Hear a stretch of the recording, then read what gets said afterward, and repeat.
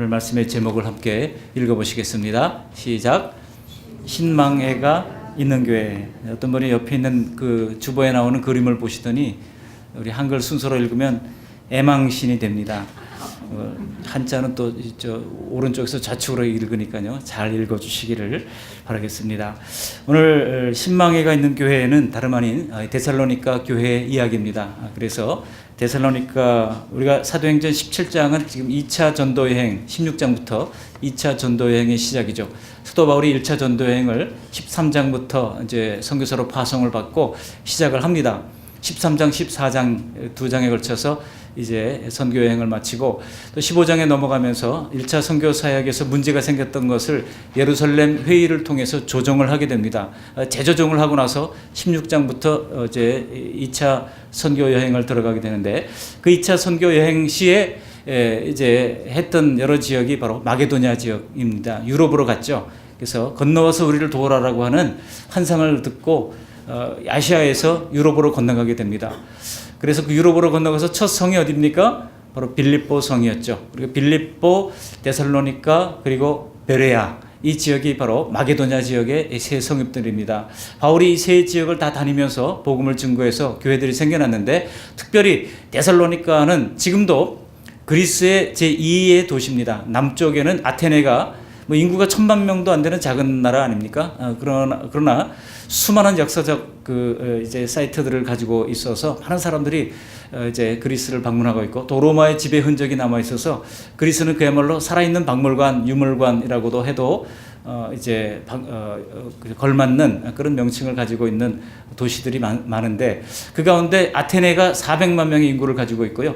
그리고 북쪽의 대도시 지금은 데살로니가라고 그러지 않고 데살로니키라고 부릅니다. 데살로니키가 약 100만 명의 도시를 가진 대도시입니다. 제3의 도시는 이제 아테네 옆에 있는 고린도라고 하는 지역이죠.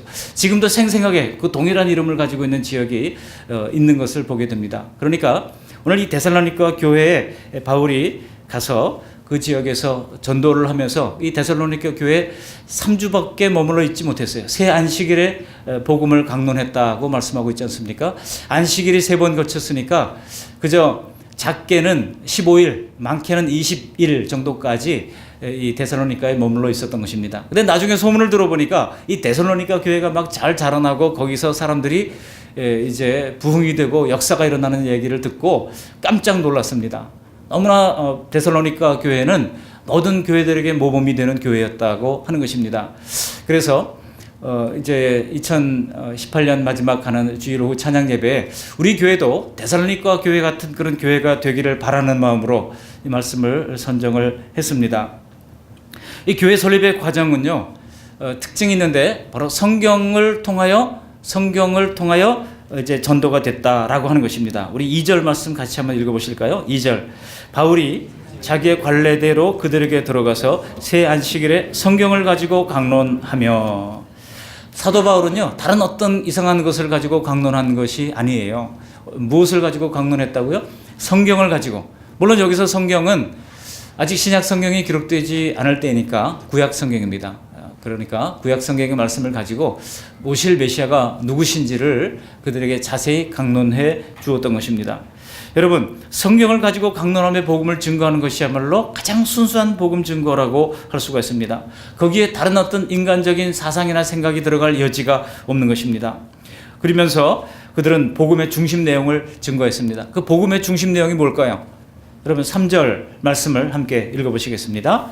뜻을 풀어 그리스도가 해를 받고 죽은 자 가운데서 다시 살아나야 할 것을 증언하고 이르되 내가 너희에게 전하는 이 예수가 곧 그리스도라 하니. 즉 예수 그리스도만을 증거했는데 그 예수의 고난, 해를 받고 이게 뭡니까? 예수님의 십자가 고난을 얘기하고 있죠. 그 다음에 죽은 자 가운데서 다시 살아나야 할 것, 이게 뭐예요? 부활을 얘기하고 있는 것입니다. 그러니까 십자가와 부활을 아주 균형 있게 강조하면서 복음을 증거했다는 사실을 알 수가 있습니다. 간혹 어떤 교회에서 부활만을 자꾸 강조하는 그런 데가 있는데요. 함께 강조되어야 되죠. 십자가와 부활. 이것이 함께 강조되는 것이 균형 잡힌 정통교회라고 할 수가 있는 것입니다. 이렇게 십자가 부활을 그들이 증거를 했습니다. 그러면서 그 십자가와 부활을 통해서 바로 예수님이 구약에서 오시리라 예언했던 그 메시아라고 하는 사실을 증명했던 것입니다. 복음의 중심 내용은 이처럼 예수님이 누구신가 하는 신분과 관계가 있습니다. 그리고 그가 무엇을 하셨는가, 바로 십자가를 통해서 우리에게 대속의 은혜를 베풀어 주셨다라고 하는 그 그리스도의 하신 일이 정확하게 증거가 될 때, 그럴 때 성경적인 교회의 모습이라고 할 수가 있는 것입니다. 그랬더니요, 놀라운 일이 일어났어요. 사도 바울은 새 안식일 밖에 있지 않았거든요. 그럼에도 불구하고 놀라운 일이 일어났는데, 자, 어떤 일이 일어났는가? 4절 말씀을 함께 읽어보십니다. 4절. 그 중에 어떤 사람, 곧 경건한 헬라인의 큰 무리와 적지 않은 귀부인도 권함을 받고 바울과 실라를 따르나. 큰 무리가 따랐다는 거예요. 여러분, 한 30명 따랐다고 큰 무리라고 성경 기록을 남겼겠습니까? 아마 몇백 명이 그 데살로니가에서 수많은 사람들이, 복음을 따르는 사람들이 생겨났을 것입니다. 또 그 가운데 적지 않은 귀부인, 여러분 당시에 노예 제도가 있었던 그런 로마가 지배하는 사회 아닙니까? 그런데 그 가운데 적지 않은 귀부인들이, 사회 지도층 사람들이 이 교회에 등록을 하고 함께 신앙생활을 하는 그런 놀라운 역사가 일어나게 됐다는 겁니다. 경건한 헬라인의 큰 무리, 여기 경건하다라고 하는 것은 헬라인들 가운데, 헬라가 바로 그리스 사람들이거든요. 이 헬라인들 가운데 경건한 사람, 이 경건한 사람들이라고 하는 것은 당시에 이 헬라 사람들이 이 다신론의 염증을 느낀 사람들이 많았습니다. 여러분, 헬라 사회는 신들이 너무나 많아요. 다 사람이 만들어낸 신이에요. 사람들이 생각 속에서, 상상 속에서 만들어낸 수많은 신들이 마치 사실인 것처럼 곳곳에 형상으로 남아있고 신전이 있는 곳이 바로 이 그리스라고 하는 지역입니다. 그런데 그 신들이 과연 선한 신인가? 그렇지 않아요.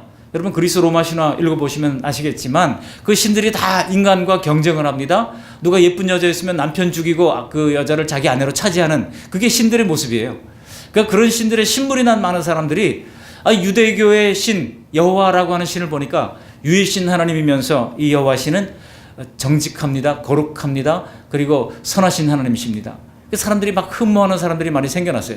그렇게 이 헬라인 중에서 예수 믿기로, 하나님을 알기로 작정하고 개종한 사람들을 프로셀라이트라고 부릅니다.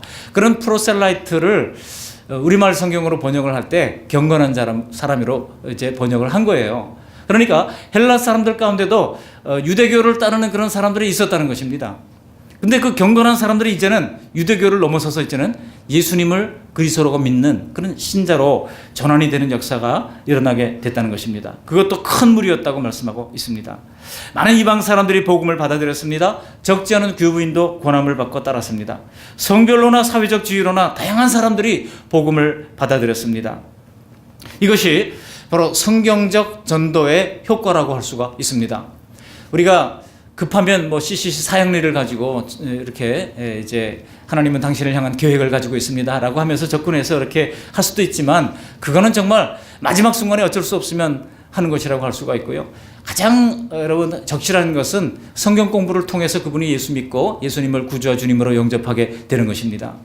우리 교회가 이 성경적 이 성경대로 알고 살고 믿자, 그렇게 표를 두고 있잖아요. 말씀에 세워진 건강한 공동체 교회를 비전으로 삼고 있지 않습니까? 그렇다면 성경 공부를 앞으로 이제 물론 개설을 할 겁니다. 다양한 성경 공부 훈련 코스를 개설을 할 텐데, 그때 좀 적극적으로 참여하셔서 하나님 말씀을 배우고 또 하나님 말씀으로 훈련받고 주님의 좋은 제자가 되어서 가는 곳마다 말씀으로 사람들을 인도하는 그런 말씀의 종들이 될 수 있기를 바라겠습니다.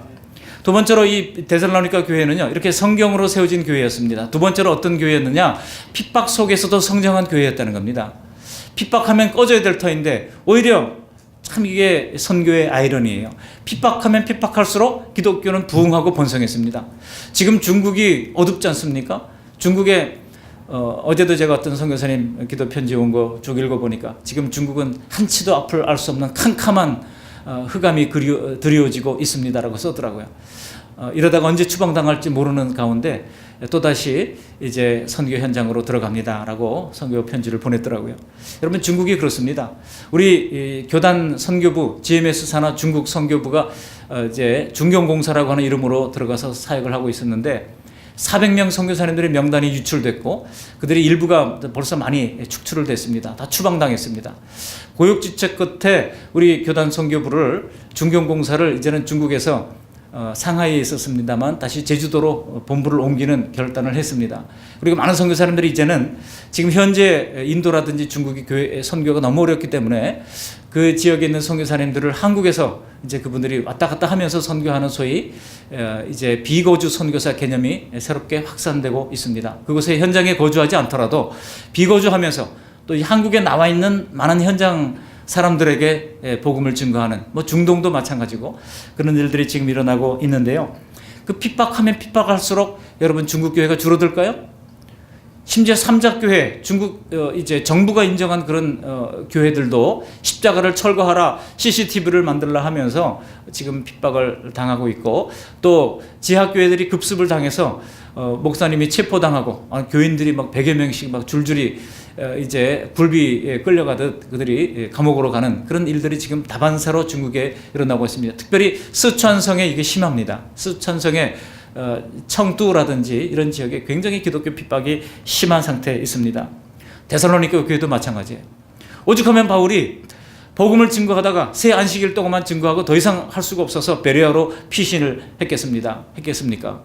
다음 주 오후에는 베레아 교회에 대해서 좀 말씀을 드리려고 합니다. 오늘은 이 데살로니가 교회. 여러분, 그 외부의 핍박 가운데 가장 큰 핍박은 물론 심리적인 핍박이었어요. 심리적인 핍박이라고 하는 것은 여기 이제 심리적인 유대인들의 핍박이었습니다. 유대인들이 왜 바울을 핍박했습니까? 이 선교사 동력자들을 핍박했습니까? 시기심 때문이었다는 거예요. 시기심 때문에. 5절을 보십시오. 5절 말씀 같이 읽어보시겠습니다. 그러나 유대인들은 시기하여 저자의 어떤 불량한 사람들을 데리고 때를 지어 성을 소동하게 하여 야손의 집에 침입하여 그들을 백성에게 끌어내려고 찾았으나, 유대인들이 가만히 보니까요, 사람들이 다 바울 일행에 전도하는 사역에 다 가 있습니다. 그러니까 유대교는 좀 약해지고 또 새롭게 점포되는 이 기독교가 확산되는 모습을 보면서 시기심이 가득했다는 겁니다. 그래가지고 사도 바울의 일행을 지금 핍박을 했다고 하는 것입니다. 그러면서 사도 바울을 받아들였던 이 야손, 여러분 이 데살로니가 교회는 바로 야손의 집에서부터 출발했습니다. 빌립보 교회가 어디서부터 출발했습니까? 자주장사 루디아의 집에서 바로 빌립보 교회가 시작했고, 또 그리고 빌립보 감옥의 간수들이 거기에 가세함으로써 빌립보 교회가 성장하게 됐던 것처럼 이 데살로니가 교회도 당시 어떤 건물을 짓고 시작한 것도 아닙니다. 한 가정집에서부터 시작했어요. 바로 야손의 집에서부터 이 데살로니가 교회가 생겨났던 것입니다. 그런데 이 유대인들이 말이죠, 유대적인 유대교 사람들이 바울을 핍박하면서 그 야손을 집에까지 쳐들어가 가지고 어지럽게 하는 그런 일들이 일어나게 됐다는 것입니다. 그러면서 그들이 주장했던 이유는 무엇입니까? 핍박의 이유를 어떻게 이야기하고 있나요? 날조를 하면서 그들에게 이제 이 소위 흑색 선전을 하고 있는 것이죠. 그것이 바로 7절에 나옵니다. 7절 말씀 함께 읽어보십니다. 야손이 그들을 맞아들였도다. 이 사람들이 다 가이사의 명을 거역하여 말하되 다른 임금 곧 예수라 하는 이가 있다 하더이다 하니. 지금 로마가 지배하는 상황에서 다른 임금이 있다 그러면 이거는 반역죄입니다. 그렇기 때문에 반역죄를 걸어가지고 지금 바울 일행을 지금 핍박하고 있는 것입니다. 여러분, 바울이 성경을 가지고 이제 구약에서 예언한 메시아가 예수님이다, 그것을 증거했지 뭐 로마에 대항하는 다른 임금이 있다 그런 얘기를 한 적이 없어요. 그런데 이렇게 함으로써 그들을 지금 이제 약화시키려고 하는 의도를 가지고 이 유대교 영어로는 익스트리미스트라고 그러는데요. 유대교 뭡니까? 전통주의자들이, 근본주의자들이 이 사도 바울 일행을 이렇게 핍박을 하고 있습니다. 이 얘기를 듣고 무리들이, 읍장들이 소동하여서 야손과 그 나머지 사람들에게 보석금을 받고 누워줬다. 이들을 체포해가지고 보니까 혐의가 별로 없어요. 그러니까 돈 내면 내가 풀어줄게 해가지고 돈을 받고 풀어주는 그런 일들이 이 데살로니가에서 일어났다고 하는 것입니다. 여러분, 로마가 지배하고 있는 이 사회 속에서 특별히 이제 이 데살로니가는 아마도 이 마게도니아 지역 전체가 그랬던 것처럼 마귀의 저항이 대단히 강했던 것입니다. 그래서 처음부터 이렇게 외부의 핍박을 받으면서 교회가 쭈그러든 것이 아니라 도리어 성장했다고 하는 것입니다. 여러분, 지금 중국 기독교인들의 숫자를 약 1억 명으로 선교학자들이 지금 추정을 하고 있습니다. 핍박은 강해지지만 시진핑 정권 아래 기독교가 지금 핍박을 받고 있어요. 그렇지만은 그 가운데서 기독교는 오히려 더 확산되는 그런 이제 조짐을 보이고 있습니다. 지금 저희 교회가 후원하는 동아시아 선교회에서도 중국 청도에서 차를 타고 한 7시간 정도 가면은요, 그 지하교회의 지도자들을 모아놓고 베델 신학교라고 하는 신학교를 우리 노회 몇몇 목사님 뜻 있는 분들이 같이 하고 있습니다. 그런데 거기에 오시는 분들 그저 신학교라고 그래봐야 왜냐하면 이분들이 신학교가 공식 신학교가 없으니까 제대로 된 신학교를 나온 분들이 아닙니다. 목회하시는 분들이 전부 다 그저 1개월, 2개월, 3개월, 많게는 1년 정도 이제 성경 공부를 하고 목회 사역을 하는 분들이에요. 그런데 놀라운 것은 그 중에 어떤 한 분은요, 가정교회 20개 정도를 이분이 다 관리를 하는 분이 계세요. 근데 그 20개에 연결되어 있는 성도들이 한 2,000명이 넘습니다. 그분들이 그 베델 신학교에 와서 지금 성경을 배우고 공부하고 있습니다. 여러분, 이런 그 지하교회가 오히려 계속해서 확산되고 있는 그런 모양새를 보이고 있다는 거예요. 여러분, 핍박이 있으면 이제 사라질 것 같지만 지난 2000년 기독교 역사 가운데 기독교는 수많은 핍박을 받았지만 오히려 핍박하면 핍박할수록 도리어 복음이 확산이 되고 또 더 깊이 있게 뿌리를 내리고 했던 것을 볼 수가 있습니다.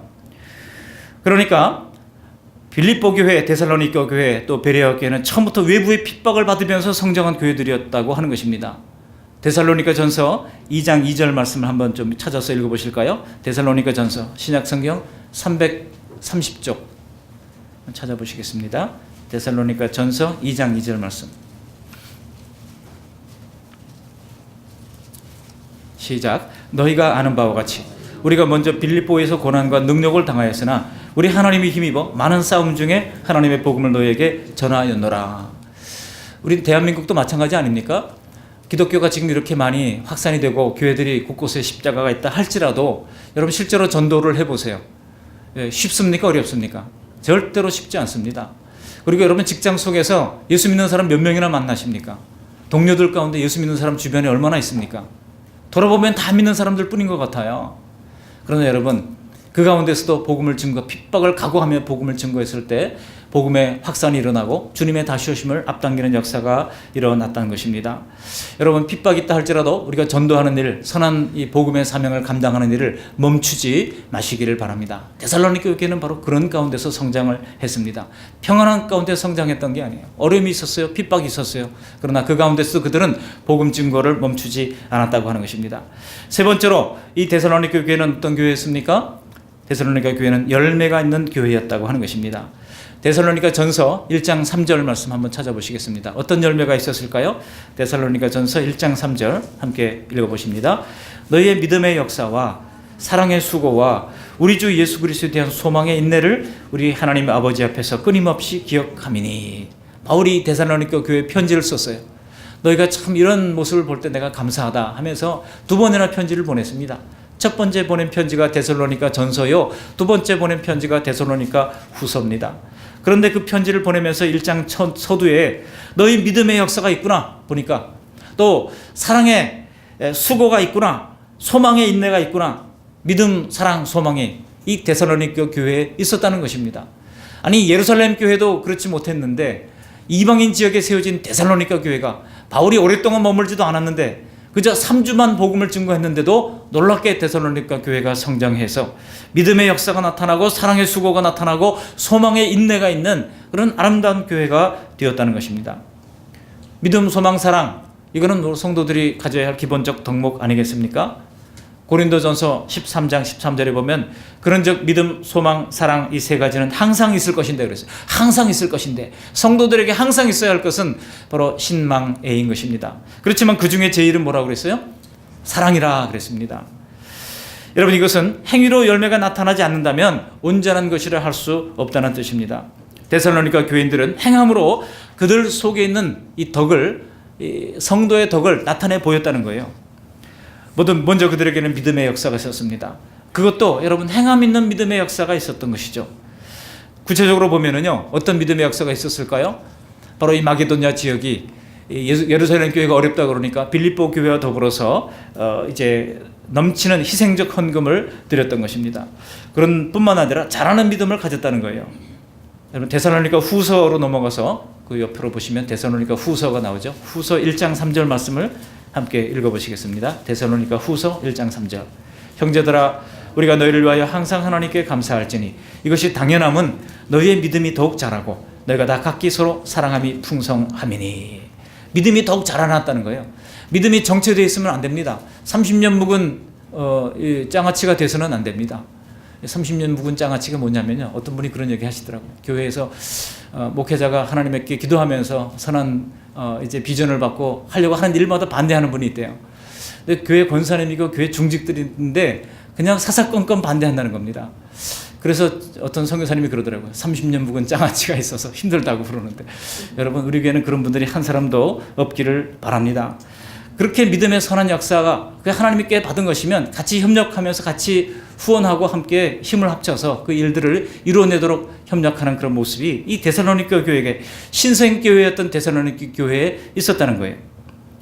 그렇게 자라났다는 것입니다. 믿음이 더욱 자라고, 또 중요한 것은 각기 서로 사랑함이 풍성함이라 그랬습니다. 어떤 일부 사람만 사랑한다고 자꾸 베풀고 애쓰고 수고하고 섬기다 보면은요, 나중에 지쳐요. 그런데 각기 그런 모습이 있었으니까 내가 이런 사랑을 베풀었는데 저 사람이 이렇게 또 사랑을 해주네. 그러니까 힘이 나는 것입니다. 그래, 내가 더 해야지, 이런 마음을 품게 되니까 이게 소위 말하는 시너지 효과가 나타나는 겁니다. 그래서 내가 좀 힘들 때는, 여러분 목사로도 약하고요, 중직들이라도 약할 수 있습니다. 그럴 때 그저 뭐가 힘이 되는지 아십니까? 성도님들이 그저 그 안수집사 힘든 일을 감당하기 얼마나 힘드십니까? 그 말 한마디에 힘이 나는 거예요. 그 말 한마디에 뛸 듯이 일하게 되는 것입니다. 장로님 얼마나 힘드세요? 힘내세요. 그 말 한마디에 용기를 얻게 되는 것입니다. 전에 섬기던 교회에서 주일학교 어린아이 하나가 초콜릿 하나를 주면서 목사님 그거 드세요 하고 가져왔는데요, 얼마나 힘이 나는지요. 그의 얼굴을 생각하면서 일주일 동안 힘든 일들이 있어도 그 모든 힘든 일들이 걔 때문에 눈녹도 딱 사라지는 그런 경험을 한 적이 있습니다. 어떤 아이는 아기들은 안아주려고 그러면 또 뒤를 팍 돌아서는 아이가 있는데, 어떤 아이는 목사님 사랑해요 하고 안기는 아이가 있어요. 그러면요, 일주일 내내 기분이 좋아요. 우리 교회도 지금 있어요. 그냥 그런 아이들 때문에 힘이 나는 거 아니겠습니까? 우리가 다 약한 사람들입니다. 그럴 때 우리가 서로 각기 서로 사랑하는 그런 모습이 있어야 할 것입니다. 나는 매일 사랑만 받겠다 생각하지 마시고, 사랑을 받았으면 또 베풀 줄도 아는, 그래서 서로 넘어질 때 서로 일으켜 세워줄 수 있는 우리 그 말씀 양문교회가 될 수 있기를 바랍니다. 데살로니가 교회는 그런 모습이 있었다는 겁니다. 거기다가 사랑의 수고가 있었습니다. 그들은요, 어려운 교회를 위해서 그들이 기꺼이 헌신을 했고, 또 이제 서로 사랑하면서 서로 쓸 것을 채워주는 그런 관계가 되었다는 것입니다. 그래서 데살로니가 후서 1장 3절 하반절에 보면 너희가 다 각기 서로 사랑함이 어떻다고요? 사랑함이 풍성함이라 그랬어요. 사랑함이 풍성함이라. 이런 글을 기록할 때는요, 이게 뭔가 역사적 사실이 있기 때문에 사랑함이 뭐 조금 있었다 이렇게 얘기하지 않고 사랑함이 풍성했다. 그러니까 데살로니가 교회를 생각할 때마다 바울은 너무나 감사했어요. 이렇게 난 3주 동안밖에 복음을 전하지 않았는데 교회가 생겨났고 믿음이 자라고 교회가 숫자가 늘어나고 사랑이 풍성하고, 또 오히려 본교회였던 이 예루살렘 교회를 위하여 헌금도 할 수 있는 그런 믿음으로 자라났던 것을 생각할 때 너무나 감사했다는 것입니다. 이런 이 아름다운 믿음의 역사가 있었다는 것이죠. 소망의 역사가 있었습니다. 믿음의 역사와 사랑의 수고와 또 예수 그리스도에 대한 소망의 인내를 우리가 하나님 앞에서 끊임없이 기억함이니, 소망의 인내가 그들에게 있었어요. 여러분, 환난의 많은 시련 가운데서도 그들은 넘치는 기쁨을 가졌습니다. 시련이 있었습니다. 그렇지만 시련 가운데서도 그들이 주눅들지 않았어요. 오히려 넘치는 기쁨이 있었다고 말씀하고 있습니다. 데살로니가 전서 1장 6절 말씀 함께 찾아서 읽어보시겠습니다. 1장 6절입니다. 전서 1장 6절. 또 너희는 많은 환난 가운데서 성령의 기쁨으로 말씀을 받아 우리와 주를 본받은 자가 되었으니. 환난이 많은 시련 가운데서 그랬습니다. 시련이 없었던 것이 아닙니다. 시련은 다 똑같이 있었어요.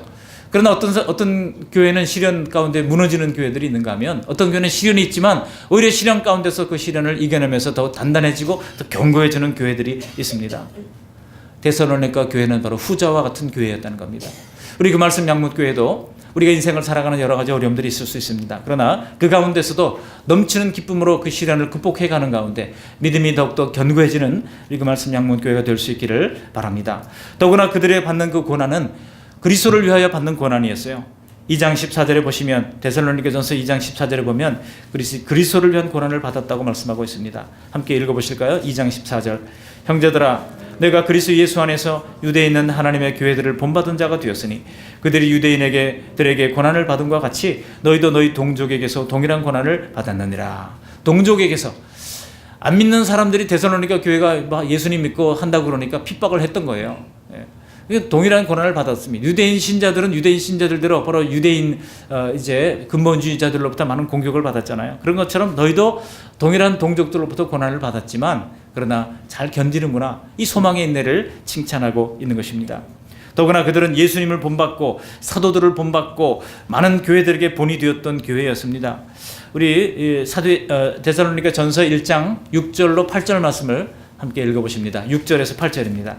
또 너희는 많은 환난 가운데서 성령의 기쁨으로 말씀을 받아 우리와 주를 본받은 자가 되었으니 그러므로 너희가 마게도냐와 아가야에 있는 모든 믿는 자의 본이 되었느니라. 주의 말씀이 너희에게서로부터 마게도냐와 아가야에만 들릴 뿐 아니라 하나님을 향하는 너희 믿음의 소문이 각처에 퍼졌으므로 우리는 아무 말도 할 것이 없노라. 편지를 쓰면서 바울이 너무나 기뻤어요. 내가 뭐 특별히 너에게 할 말이 없다. 너를 정말 잘한다. 이런 얘기를 한 겁니다. 그러면서 우리와 주를 본받은 자가 되었다고 말씀하고 있습니다. 우리는 누굽니까? 지금 이 편지를 쓴 바울 일행의 모습입니다. 바울의 2차 전도 여행을 지금 감당하고 있는 바울과 실라죠. 그래서 바울과 실라를 따를 뿐만 아니라 또한 예수님을 본받은 그런 교회가 되었던 것을 칭찬하고 있는 것입니다. 그들은 주님을 본받았을 뿐만 아니라 또 이제 먼저 된 사역자들의 모습을 통해서 본받으면서 성장했던 교회였다고 하는 것입니다. 그래서 마게도냐 지역 그러면 데살로니가 교회 주변에 뭐가 있었다고요? 빌립보 교회가 있었고 아래로는 데살로니가랑 거의 붙어 있는 지역입니다. 베레아라고 하는 지역이 바로 밑에 붙어 있습니다. 아주 작은 촌인데요. 그 베레아 지역 또 이제 모범이 되었다는 겁니다. 베레아 교회도 생각했어요. 야, 데살로니가 교회를 봐. 우리도 저렇게 좀 자라갔으면 좋겠어. 빌립보 교회도 그랬다는 겁니다. 참 데살로니가 교회가 성장을 바르게 잘하고 있어. 너무나 참 모범이 되는 교회야. 그렇게 본이 되는 교회가 되었다는 것입니다. 뿐만 아니라 그 믿음의 소문이 각처에 퍼져서 아가야 지방에까지 이르게 됐다는 겁니다. 아가야 지방이 어디입니까? 그리스 지도를 놓고 보면은 고린도가 속한 이 남쪽 지역이 바로 아가야 지역이에요. 그리스의 제일 최남단 지역 아가야입니다. 그래서 여러분 원래 고린도는 섬이었잖아요. 섬과 지금은 이제 거기에 그 소위 고린도 해협이 고린도 운하가 만들어져서 이제 운하를 통해 가지고 배들이 이제 다니잖아요. 다리 하나만 들어가면 바로 고린도입니다. 그 고린도 지역에까지 데살로니가의 이 아름다운 믿음의 소문이 이제 이르게 됐다는 것입니다. 그래서 그들의 믿음은 데살로니가 전서 1장 8절이 이야기하는 것처럼 각처에 퍼져나가게 됐다는 것입니다. 그들은요 하나님의 말씀을 잘 받았습니다. 사도 바울의 가르침을 하나님의 말씀 받는 것 같이 받았다고 데살로니가 전서 2장 13절을 말씀하고 있고, 또한 그들은 말씀을 계속 순종했습니다. 2장 13절에 보면 그들이 이제 하나님의 말씀을 하나님께서 내게 주시는 말씀으로 받고 잘 따랐다고 말씀하고 있습니다. 그렇지만 여러분 데살로니가 교회인들도 인간이잖아요. 인간들에게는 약점이 있을까요, 없을까요? 약점이 있잖아요. 다 약점이 있습니다. 다 연약한 점이 있어요. 어떤 약점이 있었습니까? 그 일부 약점들은요 4장 데살로니가 전서 4장 3절 이하를 보면 그들에게 음란이 있었던 것으로 보입니다. 음란이 있었습니다. 그래서 바울이 편지를 쓰면서 음란을 버려라, 거룩해라, 색욕을 따르지 말라 계속해서 강조를 하고 있는 거예요. 또 그들에게는 게으름이 있었습니다. 하나님 믿으면 되지 뭐 하면서 맨날 교회에 와서 뒹굴뒹굴 하면서 교회에서 주는 밥 먹고 또 이렇게 하는 사람들이 있었다는 겁니다. 이런 사람들을 밥축이라고 그래요. 밥축. 밥만 축내는 사람이에요. 그랬는 이 사람을 향하여 바울이 뭐라고 그랬습니까? 너희가 일을 해서, 그죠? 일을 해가지고 너희가 소득을 얻어라라고 얘기를 하고 있는 것입니다. 조용히 자기 일을 해라. 4장 1절 이하를 보시면 손으로 일하기를 힘써라. 데살로니가 후서 3장 6절 이하에 보면 게으른 자들에게서 떠나라. 일하기 싫거든 먹지도 말아라. 일하여 자기 양식을 먹어라. 그렇게 하면서 일도 하지 않고 맨날 밥만 얻어먹는 사람들을 향하여 또 강력하게 이렇게 권면을 하기도 했던 것입니다. 여러분 이런 몇 가지 약점을 제외하고는 데살로니가 교회는 여러 면에서 모범이 되는 교회였습니다. 오늘 세 가지 말씀을 드렸습니다.